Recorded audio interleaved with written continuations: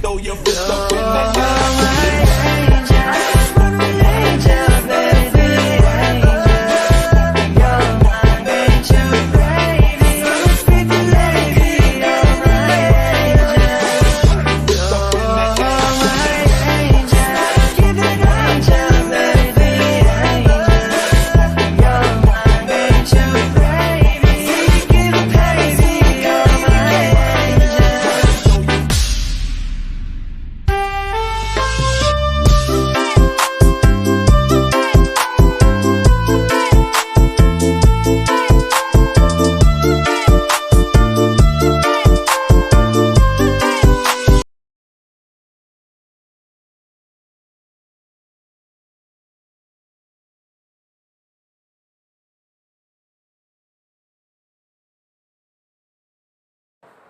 Assalamualaikum warahmatullahi wabarakatuh. Kami dari kelompok 3 Sejarah Peminatan Yang akan membahas runtuhnya Uni Soviet. Yang beranggota saya Supriyadi, saya Risma Linda.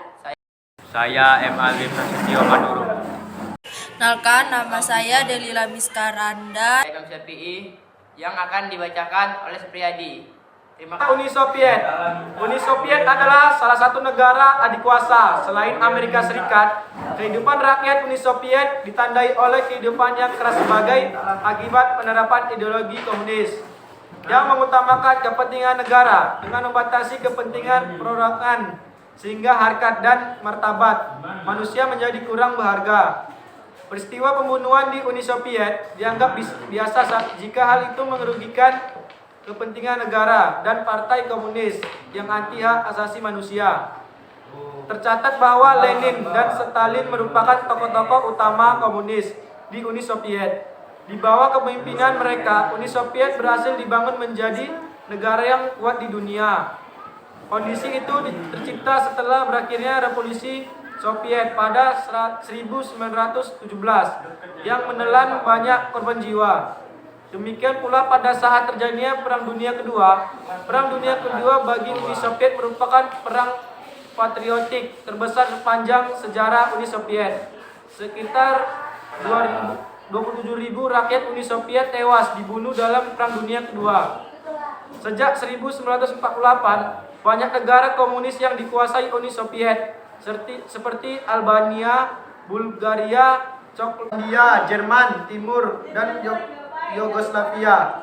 Unit Soviet berusaha memperkuat negara-negara komunis dengan sistem militer dan persenjataan yang tengah untuk menghadapi kemungkinan serangan dari blok sekutu di bawah pemimpinan Amerika Serikat. Sebaiknya Amerika Serikat membentuk Organisasi Pertahanan Atlantik Utara (NATO) untuk menghadapi Uni Soviet. 1955, Uni Soviet membentuk organisasi pertahanan bersama yang diberi nama Pakta Warsawa dengan anggota-anggotanya Albania, Bulgaria, Cekoslowakia, Hongaria, Polandia, Jerman Timur, dan Rumania.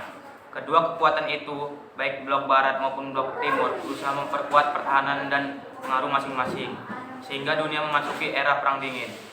Pada 6 Maret 1953, tokoh utama Uni Soviet, Stalin, meninggal dunia tanpa menunjuk penggantinya. Terjadilah persaingan di antara tokoh-tokoh komunis Uni Soviet untuk menggantikan kedudukan Stalin. Nikita Khrushchev muncul sebagai presiden Uni Soviet menggantikan Stalin.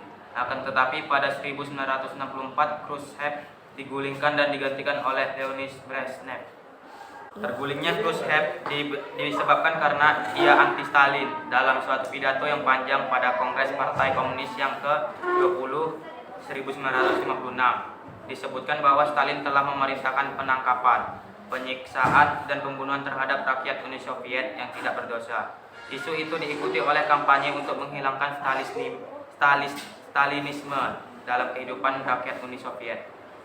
Konstitusi Stalin 1936 diganti dengan konstitusi baru pada 1977 yang lebih demokrat dan memberi kebebasan terbatas kepada rakyat Uni Soviet.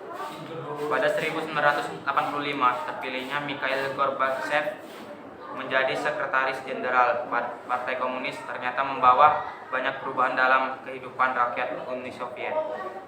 Lebih-lebih setelah ia terpilih menjadi Presiden Uni Soviet, kehidupan ke arah demokrasi menjadi semakin jelas. Banyak perubahan yang terjadi dalam kehidupan politik, ekonomi, dan sosial budaya di bawah pimpinan Gorbachev. Kebebasan yang telah dirintis sejak masa Presiden Khrushchev semakin ditingkatkan sehingga Uni Soviet tidak lagi menganut sistem negara direvisi yang tertutup bagi bangsa Barat. Makanya muncul gerakan pembaruan yang menghendaki dihapuskan dalam komunis yang telah membelenggu kehidupan rakyat Uni Soviet. Gerakan ini mendapat dukungan penuh dari Presiden Gorbachev dan negara-negara Barat, termasuk Amerika Serikat. Golongan elit Uni Soviet yang telah mengetahui kemajuan yang dicapai negara-negara Barat mulai membandingkan dengan keadaan negaranya yang semakin buruk. Gerakan pembaruan itu semakin gencar pada 1990-an setelah dilaksanakan program Perestroika dan Glasnost di Uni Soviet. Perestroika adalah salah satu program strukturisasi atau penataan kembali struktur ekonomi dan politik, sedangkan Glasnost adalah program keterbukaan. Presiden Gorbachev kemudian membubarkan Partai Komunis sehingga negaranya terpecah ke dalam beberapa negara kecil, memisahkan diri dari Uni Soviet 1993. Tentunya Uni Soviet berarti pula runtuhnya kekuasaan Presiden Gorbachev. Kebesaran Uni Soviet kemudian dilanjutkan oleh Rusia di bawah pimpinan Presiden Boris Yeltsin. Keruntuhan Uni Soviet memberikan dampak yang masih bagi aspek sosial, ekonomi, dan politik dunia. Berikut dampak runtuhnya Uni Soviet. 1. Akhirnya Perang Dingin antara Blok Barat dan Blok Timur. 2. Munculnya 15 negara baru di kawasan Eropa Timur. Ketiga, menimbulkan krisis ekonomi di kawasan Eropa Timur. Runtuhnya Uni Soviet berasal dari 3 faktor utama, yaitu kegagalan Brezhnev dan dampak Perang Dingin, kegagalan kebijakan Glasnost dan Perestroika, dan yang terakhir adalah separatisme dan pemisahan dari negara-negara Uni masing-masing. Runtuhnya Uni Soviet dilatar belakangi oleh krisis politik, ekonomi, juga konflik etnis. Krisis politik di Uni Soviet disebabkan oleh kegagalan Marxisme, komunisme, dan dampak Perang Dingin, serta adanya keberhasilan ideologi liberalisme yang semakin berkembang pesat. Krisis ekonomi Uni Soviet terjadi akibat stagnasi ekonomi sehingga tidak mampu menopang sendi-sendi perekonomian. Krisis sosial budaya di Uni Soviet terjadi karena rendahnya kualitas kehidupan masyarakat Uni Soviet. Secara khusus, kebijakan Glasnost dan Perestroika yang dibuat oleh Presiden Goebbels merupakan pemicu bagi meledaknya revolusi sosial di negara-negara Eropa Timur.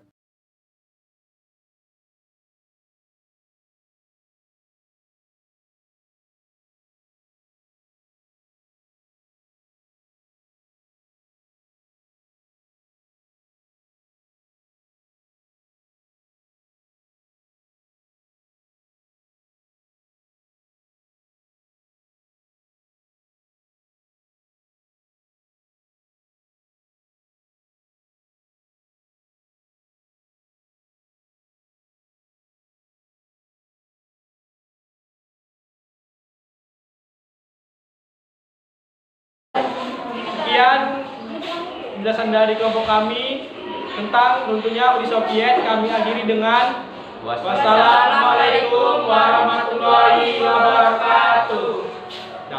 Mohon maaf jika ada salah. Terima kasih.